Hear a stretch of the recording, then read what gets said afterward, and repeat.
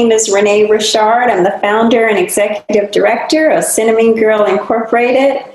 I'm excited to introduce my organization to you as we begin this amazing book talk. Cinnamongirl is an organization of leaders providing girls of color with experiences and a network of influential people that help build confidence, develop her talents, and reveal her true potential to radically change the world. We are in our 17th year of teaching girls leadership development. We inspire girls to set and achieve rigorous goals, provide guidance and support as to what's needed to prepare her for college and graduate school, and expose girls to a global mindset through international travel. And finally, we have a phenomenal writing program that introduces girls to the world of literature.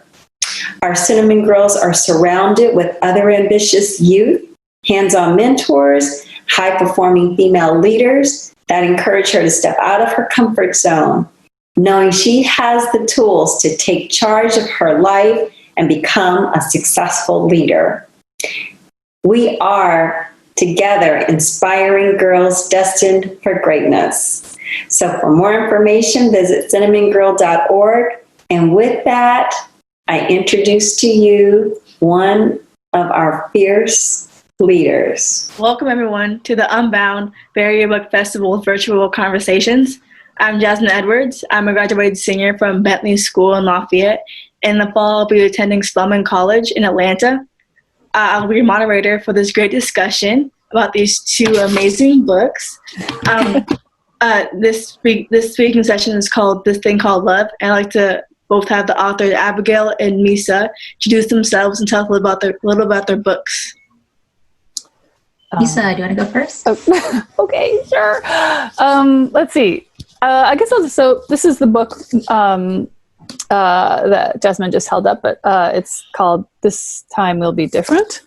It's my latest, and it is about a girl named CJ who is having trouble sort of living up to the Asian American model minority stereotype and her mother's expectations for her. And she takes comfort in working at her family-owned flower shop, where her aunt is teaching her to make flower arrangements that may or may not make people's heart's desires come true.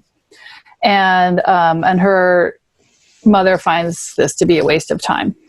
And then things start happening when the mother decides to sell the shop to a family who many, many years ago during the Japanese-American internment kind of cheated CJ's family out of that shop to begin with. And then her great-grandfather and her grandfather worked to buy it back. So now CJ is in this position where she has decided that she's now got something to fight for, and it's bigger than herself, and it starts to involve the community, and things get rolling from there. And there's a cute boy, and there's kissing as well. Awesome. Well, I'm Abigail Hing Wen, and Loveboat Taipei is my first novel. It came out in January, so you can see it. And it's the story of a girl named Wong who's growing up in Ohio and is going to med school. She's gotten into one of these intensive 7-year programs, but secretly wants to dance. And she has plans for dancing this summer in a parade and, with her best friend who's been on the dance squad with her for years. But instead, her parents ship her to Taiwan to learn Chinese language and culture for the summer. And she goes kicking and screaming. What she finds instead is this summer free-for-all where there's zero supervision, and these kids who have been studying hard their whole lives are suddenly released on this foreign town, and they go drinking snake blood sake and sneaking out clubbing and taking glamour shots. And it ends up being a summer where she really learns to embrace her culture as her own, make it her own, but also really kind of explore these deeper questions of what it means to pursue her dreams and still honor her parents. So Loveboat Taipei is based on a real program. It's inspired by a real program that parents have been sending their kids to since the 1960s, and it was nicknamed Loveboat because in many cases the parents would send their kids there to find a spouse. So it's been an exciting journey for Loveboat Taipei.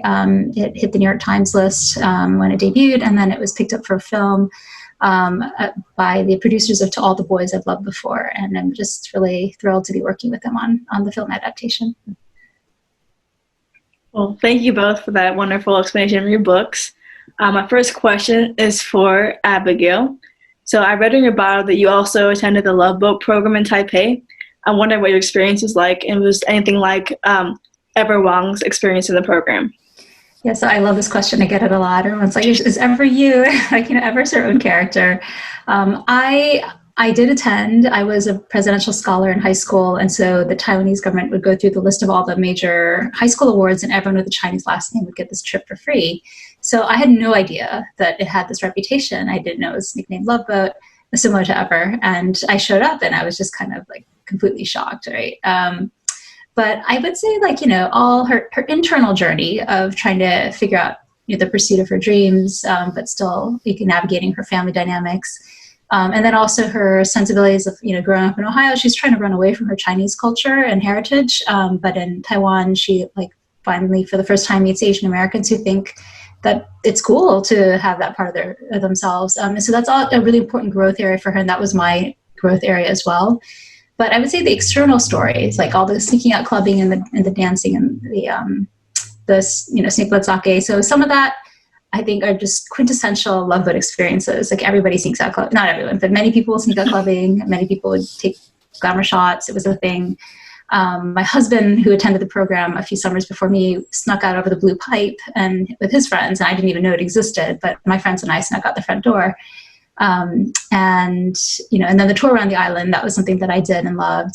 But there's also a lot that's, I think, dramatized and for the sake of story and just, the fun of her own explorations. Thank you. Next question is for Misa. Mm-hmm. What inspired you to write this story? There were a few events that kind of that led me to create this story. I was already thinking about the theme of how to forgive the unforgivable, or how to forgive, or how do we move past wrongs and injustices that have been done to us by people who may or may not be able to make amends. And I was kind of mulling over this theme, and just about that time, there was a protest at my alma mater, which is Princeton University, and it was about Woodrow Wilson, who was a former president of the university, and his name was all over, and his portrait was all over, and as it turns out, he was quite a racist.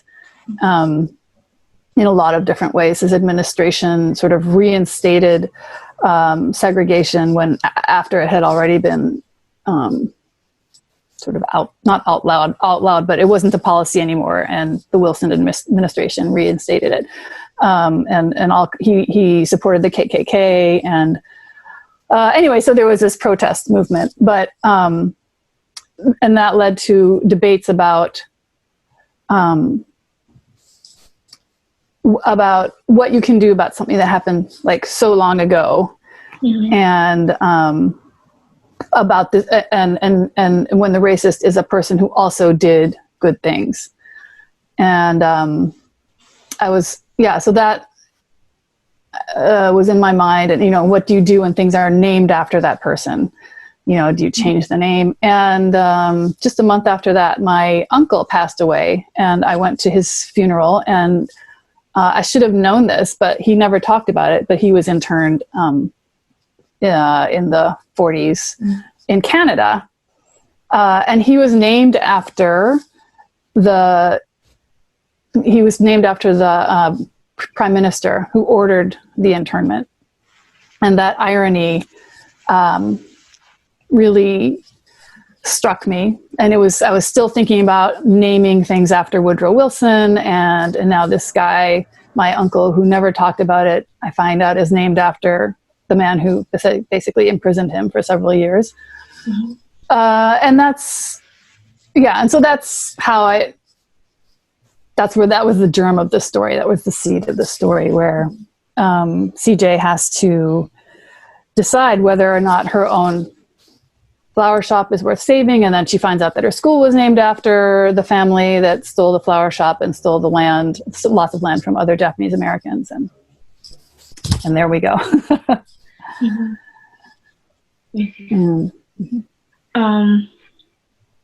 What is the importance of, because in your book, This Time Will Be Different, it was a lot about legacies and like keeping family business in the family. What is how has legacy played a factor in your life, and how has that like affected you as a person?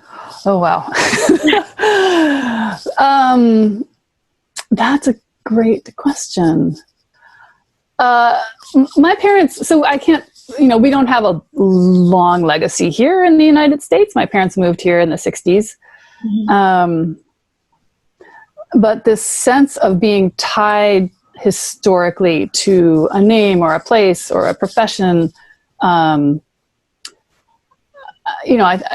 important to my family in terms of, we always talk about my one grandmother's family they were sake brewers, and, supposedly that's why they're all very good drinkers.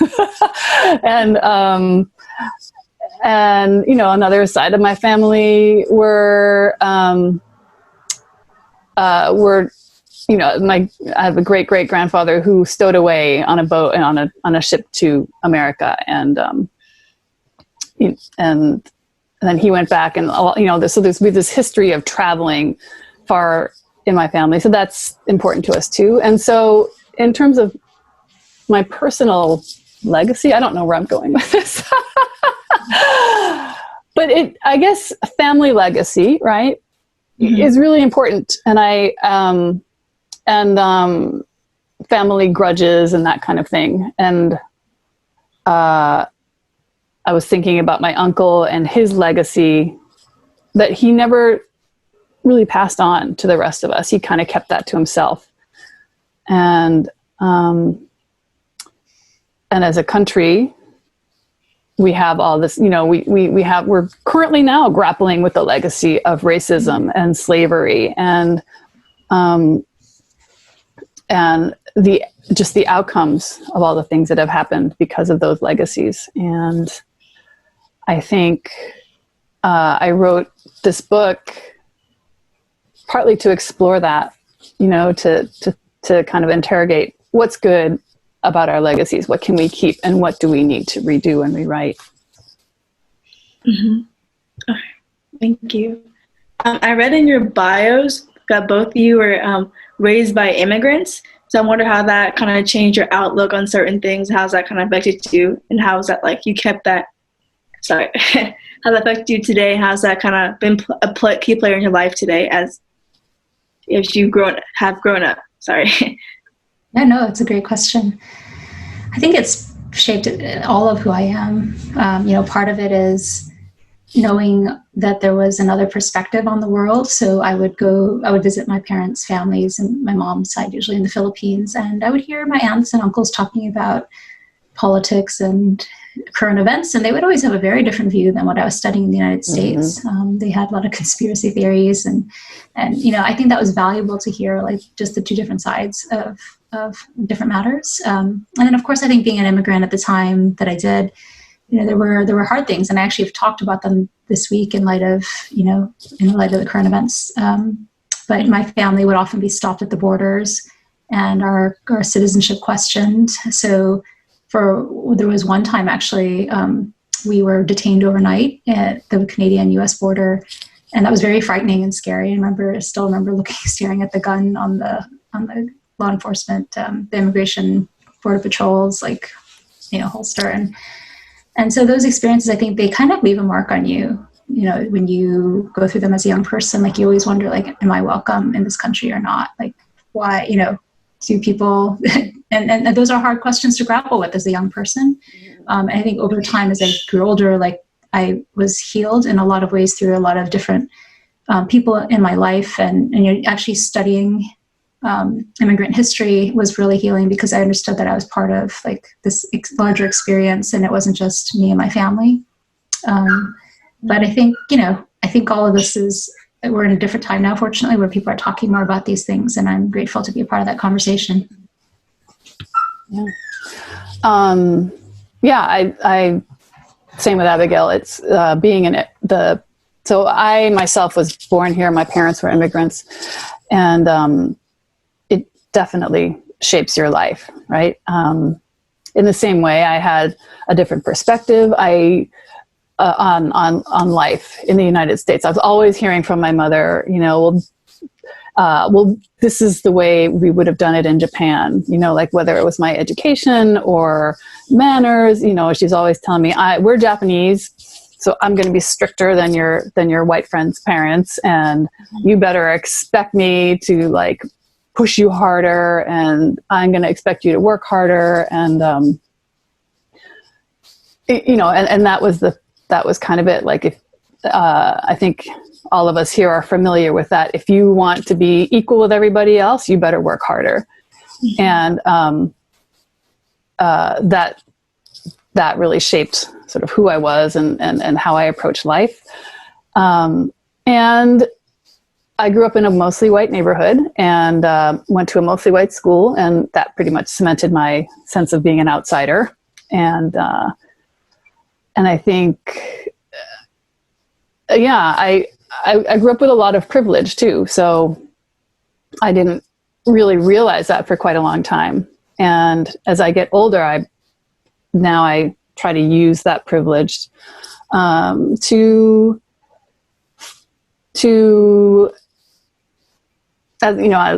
from that vantage point, kind of explore my sense of being an outsider. Mm-hmm.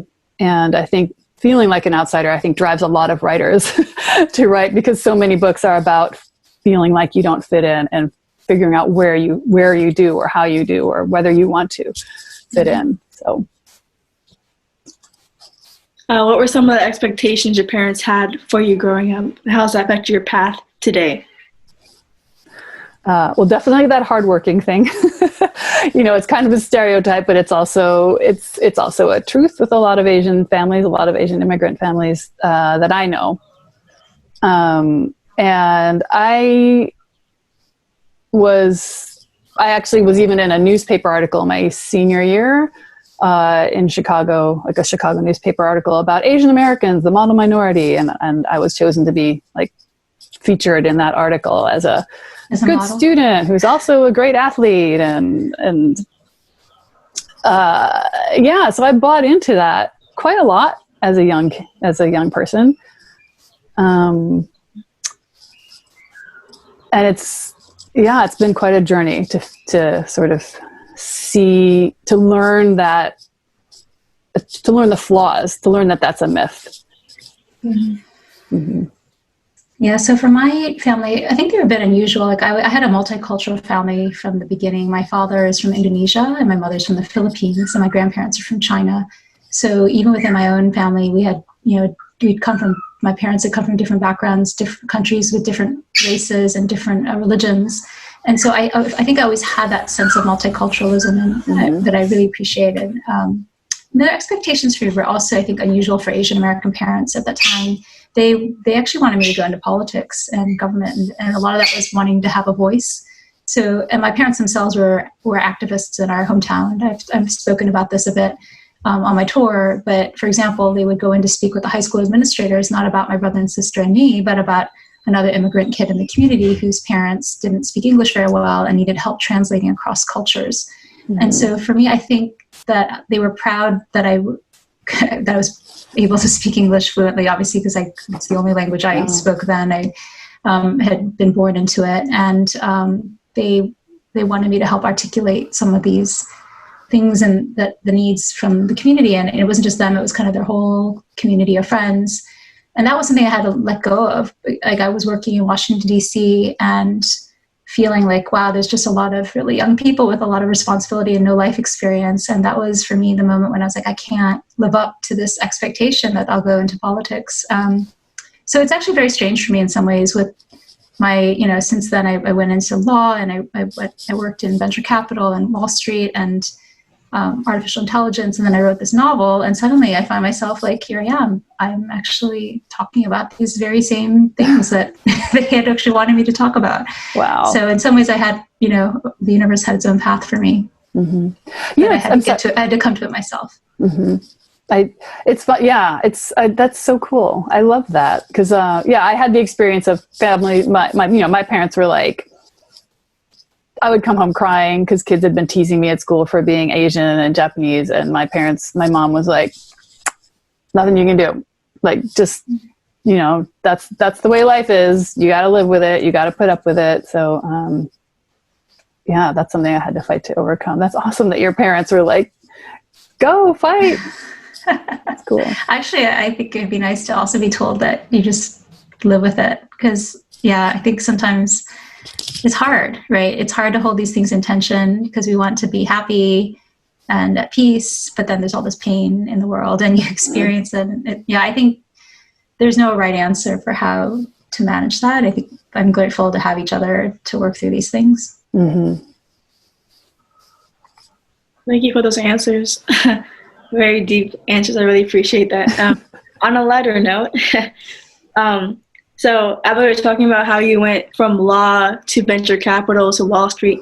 What kind of guided your path to being an author? Like, what happened between? Because very different, perspective, different careers and fields. I wonder how you got all the way from law to being an author. Right. Well, when I look back on my life, I actually do see the footprints of being a writer. I just didn't know. I didn't recognize it. And, similar for my character, Ever Wong, she is a dancer through and through, but she doesn't realize that it's something she can take seriously until she goes to Taiwan. So for me, when I look back, I've always told stories to my brother and sister. I've been writing since as long as I can remember, and I have been keeping a journal since I was in 4th grade. Mm-hmm. And so every opportunity I had in college and even in law school for an open-ended assignment, I would write a story.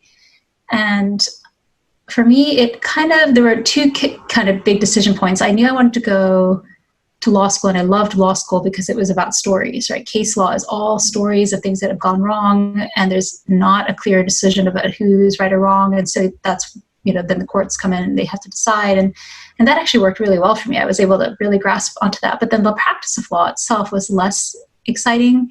And that's when I started wondering, okay, do I have another path? So my first big decision point was when I decided not to become a law professor. To become a law professor, I'd kind of done everything I needed to. I clerked on the DC circuit. I was an editor for the Columbia Law Review. I had written an article that had actually won a national award. And to apply for and then I practiced for 2 years at a Wall Street law firm, Sullivan & Cromwell, which is also doing work in DC. And what I needed to do at that point was to write another article and start to apply for academic positions. And I just found I couldn't do it. I wasn't interested. I felt like coming from me, that article would move the needle for nobody. But I had an idea for a fantasy novel in my head. And so my husband encouraged me to do it. And for those few first years, it was really kind of awkward. I had a couple friends that were also clerking with me on the DC circuit, and we were all secretly writing novels together. And that was really encouraging. But there were times I would go to law parties with I remember running into someone who had created this whole blog around the Supreme Court clerks, and I would mention I'm writing a fantasy novel, and then people would stop talking to me, right? So it was just kind of awkward, and I didn't know if I could take it seriously even then. But over the next 10 years, I kept writing more novels, and all of them have drawn on my experiences, that the ones that you mentioned and others. And I moved out to California and decided, to go into venture capital. But part of that was because it was a really great team of people. There was no emotional tax at work. It was actually just fun, interesting work with cool companies. And then I had this extra space in the evenings to do the writing. So now I think I'm at another crossroads where the writing has kind of grown too big for me to do both the work and the writing. And I have to figure out what's my next steps. Mm-hmm. And for Misa, can you kind of explain how you became a writer as well? Yeah. So I'm kind of a failed journal writer. I have probably 6 or 7 or 8 journals that I started writing in for about a week and then stopped. Ever since I learned that was a possibility to keep a journal, I would always every once in a while I think I'm going to do it. And then be unable to sustain it. And I loved poetry first. I loved writing poems. I loved rhyming. I loved rhythm, and I loved imagery. And my great uncle was a poet, and in fact was like making money as a poet full time. So that was always sort of in my head, I think, as like, that's a thing. That's a thing you can do. But at the same time, I didn't think it was a thing for me, because he was in Japan and I was in the United States, where I didn't see any Asian writers as a kid. And I stopped writing creatively stories and things like that when I was about in 7th grade. I started, because all the studying was getting to be too much. I didn't think writing was practical, and I never, ever, ever wanted to share anything I ever wrote with anybody. I just was worried about what people would think about it. Mm-hmm. It's very vulnerable. It's very, and I remember in 6th grade, we would have these creative writing assignments, and I would just go to town and hand one in, and the teacher would say, "This is great. Can you read it to the class?" And I never would agree to do it. And then I was an English major, so I never stopped loving stories and writing.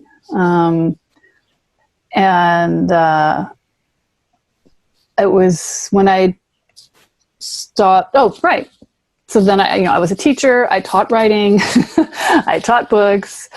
And then I had kids and took some time off. And my youngest kid was going to go to school, 1st grade. So I was going to have a big chunk of time open during the day. And I was trying to decide if I should go back to teaching or if what I should do. And I was reading a self-help book. I was not reading a self-help book, actually, with my friends in a book club where nobody reads the book. And it was in one of the chapters, the activities. We would get together and do the activities. And the activity we were doing together was write every single crazy dream that you've ever had. And, be honest with yourself. You don't have to share the list with anyone. And the first thing I wrote, in my attempt to be super, super honest with myself, was write a best-selling novel, which I haven't done. But I thought, why not? I'll just write. I'll just go for it. I'll take a year and sort of fulfill the secret dream I have of writing a book. And it worked out. They say write what you know. So I wrote about high school kids who I was teaching who I'd been teaching. And in deciding to write a young adult novel came from just taking a break and reading one and thinking, I can do this voice. Like, I know these people. Yeah. And I did my research. I read a whole bunch of contemporary novels and realized that there weren't a lot of kids of color, realized that there weren't a lot of LGBTQ kids, and definitely not a lot of LGBTQ kids of color. So, so that was what inspired my first book. And I just kept going from there. You talked about your teaching. I read that you taught English to Japanese students in Japan. Can you kind of talk about that a little bit? I found that really interesting. Oh, yeah. So I taught at an all-girls school near Osaka, and in a town called Nishinomiya. And I was a English language teacher. And it was a 6-year school with kids from, I guess it would be 12th grade. So 7th through 12th grade. Is that right? 6th through 12th grade? 7th through 12th grade. And I taught the very youngest first-year students, like the sounds of English, like little words, all the way up to the seniors who were, writing essays and doing speech contests and things like that. Mm-hmm. And that was actually that was an important part of my life, in that I really learned to embrace being Japanese. While I was there. I mean, I always kind of, for a long time, I didn't, I was like, oh, I thought being Asian was cool. by the time I graduated from college. But I never really spent a lot of time in Japan, where my parents are from, just, the occasional summer with my grandparents and stuff. So it was a really great opportunity for me to kind of dig into my own culture. And, and when, I don't know. So an anecdote from when I was teaching English was, in Japan, these kids were city kids, and they only, they didn't see animals, farm animals. And we taught them the word hen. That was an early word that they learned. And they had to make a little dictionary, and hen was one of the words that had to be in the dictionary, and you had to draw a picture of a hen. And in Japan, drumsticks come in packs of 4, which led kids to believe, apparently, that hens have 4 legs. And so every year that I taught there would be 2 or 3 kids every year with this assignment who would turn in a dictionary with the word hen and a picture next to it of a chicken with 4 legs. And so awesome. I know, I don't understand. I'm like, have you never seen a picture of a chicken? But they were going from their experience of getting 4 packs of drumsticks at the store. Well, at least they knew about the 4 packs of drumsticks. We have 4 packs in the States too, but I don't know that any kids pay attention. Yeah.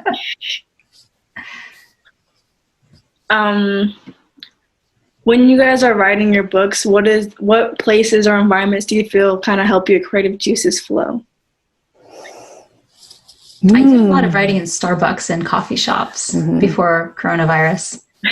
Yeah, I think I need it helps me to get out of the house and be isolated from my stuff, or away from our stuff. But I also have this like pink, one of those butterfly chairs. Like I got just the cushion and I stuck it on the corner of our couch, and I've been sitting there for all my writing. It's been great. Yeah, I usually start off at home at the dining room table, and my cat is who chases me out in the end, because cats are needy, and she sits on my keyboard and I can't write anymore. And so then that's when I go to Starbucks or something. And I always feel, I like going to Starbucks. I liked going to Starbucks or cafes. It made me feel like a professional writer, because that's what writers do, is they write in cafes. So that helps. During this coronavirus quarantine, I've been spending a lot of time writing outdoors in my backyard, which I didn't used to do before. I think it's because I was able to leave the house. But I really like my backyard right now. It's great. Yeah. What were some of your favorite books growing up that kind of inspired you? I love Laura Ingalls. So, the fact that she wrote these stories about her family. I love the Ingalls family. My husband used to tease me that I was constantly quoting the wisdom of Ingalls. And yeah, she was a rebel in her time. Yeah, she's actually a really good girl, but I think she was ahead of her time, and I loved how her life kind of forced her to become a writer in some ways, because she had to be the eyes for her sister Mary, who had lost her sight, and that taught her how to describe the world around her. I love the romance with her and Almanzo. So I think in some ways there's some of that in Loveboat Taipei, except completely not Laura Ingalls, but my story. And then I read a lot of fantasy growing up. I think part of that is the sci-fi fantasy genre really embraced differences. Every character is so unique, and a lot of times they're race free and race neutral, and set in other worlds. And so I feel like I was welcomed in those worlds. And so in some ways, Loveboat Taipei is also a portal fantasy. It's about a girl who travels to another land, and she goes through a portal into this completely different world with new rules and a different set of people, and she comes back changed. Yeah. I think the Laura Ingalls Wilder, the Little House series, was probably my first favorite book. I found it on the shelf of my first best friend.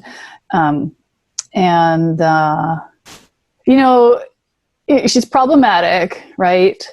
There's a lot of sort of racist tropes in there, but there's so she's a problematic fave. It's that story of this girl who is trying to find herself and who sees herself as a writer and a storyteller. And I think that really struck a chord within me. And of course I loved, like the Anne of Green Gables. Mm-hmm. There's so many of those heroines who live in their imaginations, and I like Little Women, Jo and Little Women, I identified with her, and then Harriet the Spy, who, I don't know. I mean, there must be so many girls around the country who like decided to try and go spy on their neighbors as a result of reading that book. And she inspired me to try to keep a journal, which failed. But I identified with her outsider status and like this need to write everything down, even if I didn't always succeed in doing that. Yeah. What about you, Jasmine? What are your favorites? Well, I read a lot of, I don't really have like a specific book, but I like the teen genre, like the fiction genre. I used to read a lot of like, I forgot who the author was. But my library at my school was a lot of like teen drama. I like drama books. I liked a lot of comic books. Like Babysitter's Club was one of my favorites. Yeah, love those. I read those all. Dharma Stilton when I was growing up. Oh yeah, my favorite because I like mystery stuff too. I find that really like intriguing and kind of drew me in. But anything really fiction and something I can relate to, I kind of like to be able to relate to it in my life. It kind of makes you like grabs me a little more, kind of draws me into the story a little more. Mm-hmm. That's why I like your book so much, because they kind of like I was able to relate to them because they're like my age now, and see it in my life, Yeah. When I was a teen, there really, I mean, I'm old, right? So. Like, I think Catcher in the Rye was like the only young adult book there was, and that was like a school book. There's A Wrinkle in Time, which would be considered middle grade today. Yes, yeah. It's funny. I think my favorite books in high school were like, I'd have to choose from the ones I read for school. Mm-hmm. So I love that there's a bigger choice out there now. Mm-hmm. So cool. And so personally, I like to read about people like me that I can relate to. What is the importance you think of writing books about people of color and the LGBTQ characters, and like what do you think is the importance of that for kids my age to like read? Mm-hmm. Yeah, so actually, it kind of goes back to Laura Ingalls for me. Like I adored Laura Ingalls and our family, but to Misa's point, like I knew that if I were to drop into her world, like people would not embrace me. Like her mom was racist and she would not like me. Laura might be curious about me, but even Laura probably would have asked me some questions that would have made me uncomfortable at that time when I was younger. Mm-hmm. I think growing up and not seeing anyone like me reflected in any stories, any movies, or even the history books made me feel like these things that were happening inside my home to my family, like none of that was story worthy or important. Mm-hmm. And so I think that's actually the importance of being able to showcase everyone's stories. Like partly it's really, for those people themselves to see themselves in narratives and to feel seen. And that's, for me, that's been the biggest, the most exciting and important and meaningful feedback I've gotten on my book is when people tell me they feel seen. Mm-hmm. And then the second is to have them be seen by the world and have other people like say, okay, so this is what, one experience could be like, and helps me to walk in this person's shoes and understand like, okay, there were these hard things in their life that maybe I've never had experience as a person with more privilege than that. And, and I think we're all privileged in different ways and can all learn from that. Mm-hmm. Yeah. Pretty much everything Abigail said. And I think I just did a panel about the dangers of a single story. So, which is the idea of, like, for example, if you're a person of color, you might grow up thinking, as Abigail and I did when we were reading Little House on the Prairie, that the story to be told is about white people, and or we're all sort of subject to the single story that other people have heard about us, right? In the sort of larger social narrative. And I think one reason it's so important for writers of color and LGBTQ writers and to tell our stories is so that there are more stories, right? So that, my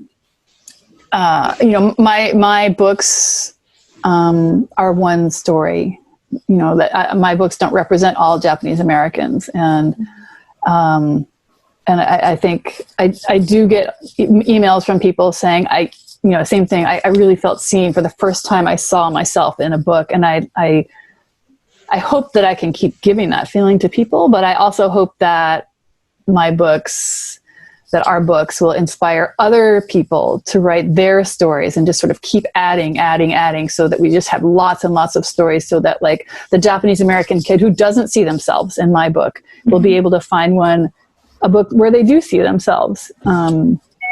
Or, a queer kid, same thing, who doesn't see themselves in my book will find a book wherein they do see themselves. So, absolutely. Yeah.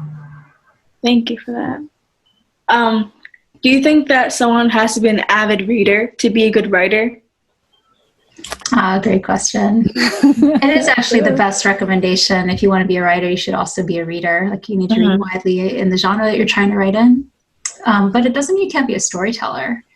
And, because I think we all have interesting stories and we all go through unique experiences. And so being able to figure out what those are and share those out, like, I think anyone can do that. And should. So, but I think the craft of writing can be learned. But the best way to learn is to see like what's being done well. Mm-hmm. Yeah, I agree. I don't want to make any blanket statements about you can't write if you don't read, but, and because it's been done, but I think many writers that I know, probably most writers that I know, have been inspired by something that they read. Yeah. Or maybe not. Maybe I don't hear. Yeah, I'm just sort of speculating. But you can be inspired by current events, but the way to put those words on a piece of paper, right? The way to arrange the words is often influenced in a lot of good ways by the words that you've already read, the other words you've seen arranged on a piece of paper. Yeah. But there's so many ways to tell stories, right? Especially today, there's so many, like there's film, there's short film, there's YouTube videos, there's graphic arts, right? So like you don't have to read or write to tell great stories. And actually I talk about this in my second book. So I don't want to spoil it for people, but one of my characters has a learning difference that means he can't read, but he is able to really lean into the gifts that he does have and tell his story. Misa, in your book, you talked about a lot about trying and failing different endeavors. Yeah. So can you both talk about some times when you tried and when you failed and what you learned from these experiences? Oh, yeah. Let's see. Well, I think some of my, some of the feelings that are in It's Not Like It's a Secret come from my feelings of I can't remember the word, but like not feeling confident about being a parent. So like I sort of put some of myself into the mom in this book because she's trying hard, but she's clearly screwing up a lot. And I remember as a kid sometimes feeling like nothing I do is going to be good enough for my parents. And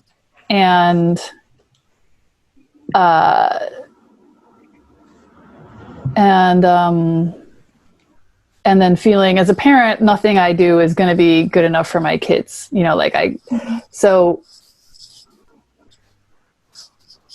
only, and as a parent and as a kid, I felt like the only thing I can do is keep trying. And as a kid, I finally realized that,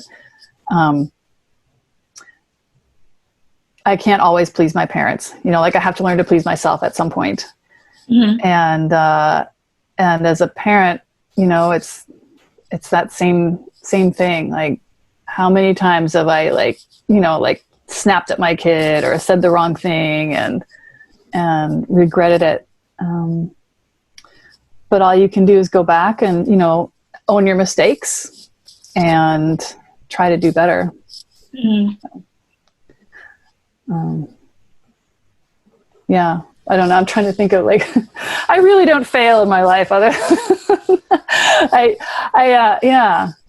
Oh, lucky you. No, it's not. I have 5 novels. I've definitely published this one. Oh, yeah. I mean, yeah. You should. Yeah, I would like Abigail to speak to that because you have done a lot of. I mean, I just got I've done lucky. a lot of failing. Yeah, with my writing, I got lucky. You know, I did. There's other parts of my life that I wanted to. You know, I wanted to like be this sort of. I had coaches tell me, "Oh, you could go to the Olympics," and at a certain point in my life, like that was clearly not going to happen, and it was hard to come to terms with. Yeah. But that's the thing. You know, you just accept it, you own it, and you do the best you can. But I want to hear about Abigail's writing story, actually, because it's pretty amazing. Yeah, actually, one of the things I loved about moving from Washington, D.C. to California was the culture here is very much a risk-taking culture. Like in D.C., you know, there are risk takers there and visionaries, but it's a lawyer's town, and the lawyer's job is to mitigate risk. And so that definitely permeates the culture versus coming out to California, like failing at a couple startups, you know, no one likes it, but it's part of the journey of learning. And I feel like I love that. Like, you know, I had written 4 novels that none of them were able to get through the gates, like for various reasons. 2 of them had been read overnight by editors at major publishing houses and couldn't get through marketing. And this is a different time before Crazy Rich Asians and Hamilton had opened up the market. And, you know, and so I did an interview with Ali Maki, who is the voice of Dimple on Toy Story 4. And she said, wow, if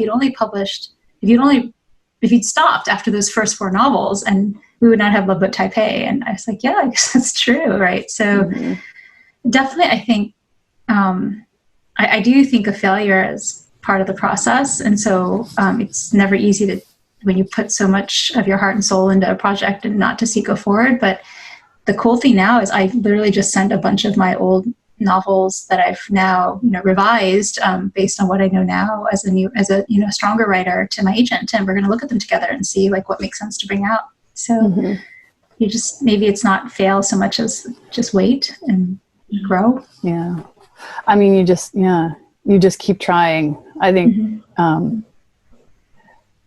Sorry to like be like, oh, me again, but I think.